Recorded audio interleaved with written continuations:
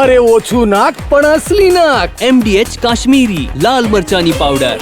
MDH જોઈ રહ્યા છો આ મોતનો મંઝર જાણે કે સામે આવી રહ્યો હોય ટીવી સ્ક્રીન પર તેવું દેખાઈ રહ્યું છે. ચારે તરફ માત્ર ને માત્ર કાળો કાટમાળ દેખાઈ રહ્યો છે. સળગી ગયેલા આ જે બિલ્ડિંગ છે તે વાતનો ચિતાર આપી રહ્યા છે કે આ દુર્ઘટના કેટલી ગંભીર સર્જાઈ હશે. કેટલીક તો એવી પણ તસવીરો છે કે જે અમે ટીવી સ્ક્રીન પર આપને બતાવી ન શકીએ.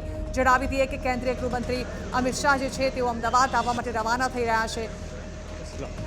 તો ધ્યાન પ્રધાન પણ ત્યાં પહોંચી ચૂક્યા છે. જ્યારે આ દુર્ઘટના સર્જાઈ તે સમયે તેઓ અહીં આવશે તે અંગે તેઓએ જાણકારી આપી હતી. આ અંગે પ્રધાનમંત્રી મોદીએ પણ ટ્વીટ કરીને ખૂબ જ દુઃખ વ્યક્ત કર્યું છે. સાથે જ કેન્દ્રીય ગૃહમંત્રી અમિત શાહ પણ થોડી જ વારમાં અહીં પહોંચશે. ગૃહમંત્રી હર્ષ સંઘવી જે છે તેઓ પણ અમદાવાદ એરપોર્ટ ખાતે પહોંચ્યા હતા અને મુખ્યમંત્રી ભૂપેન્દ્ર પટેલ જે છે તેઓ સર્કિટ હાઉસ ખાતે પહોંચ્યા છે અને આ બાબતે બેઠક કરી સમીક્ષા મેળવી રહ્યા છે. સમીક્ષાનો ચિતાર મેળવી અને જે પરિસ્થિતિ છે તેને હાલ લઈને માહિતી મેળવવામાં આવી રહી છે. ઉડ્ડયન પ્રધાન પણ અહીં પહોંચી ચૂક્યા છે. આપ જોઈ રહ્યા છો બળવંતસિંહ રાજપૂત તેમની સાથે છે અને જગદીશ પંચાલ પણ તેમની સાથે મંત્રીઓ પહોંચી ચૂક્યા છે. આખી પરિસ્થિતિને લઈને તેઓ ચિતાર મેળવી રહ્યા છે અને કઈ રીતે આખી દુર્ઘટના સર્જાઈ હતી તેને લઈને હાલ ચર્ચા ચાલી રહી છે. ઉલ્લેખનીય છે કે નાગરિક ઉડ્ડયન રાજપ્રધાને દુર્ઘટના અંગે બેઠક પણ બોલાવી હતી. આ મુરલીધર માહોલે નવી દિલ્હીમાં અંગે બેઠક કરી હતી જેમાં વરિષ્ઠ અધિકારીઓ સાથે દુર્ઘટના અંગે વાતચીત કરવામાં આવી હતી.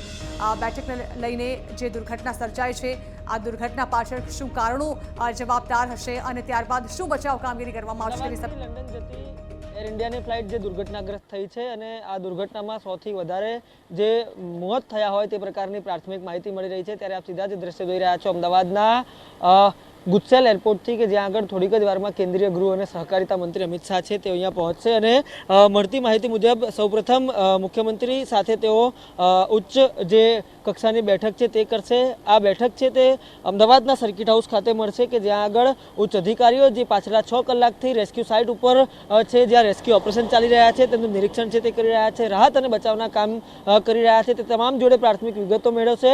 કેમ કે સ્વાભાવિક રીતે જે પ્રકારની ઘટના થઈ છે એ ઘટના બાદ હવે જ્યારે કયા પ્રકારના એક્શન લેવા અને સ્વાભાવિક રીતે જ્યારે કેન્દ્રીય એજન્સીઓ છે તે આ કામમાં જોડાય છે.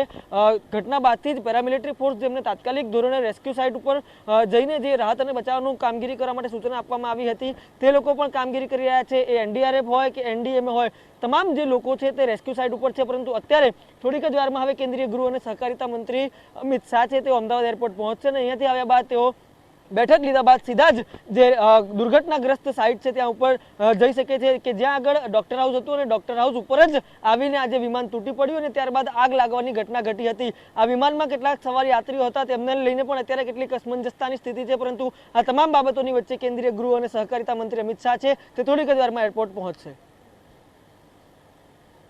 MDH ચણા મસાલા.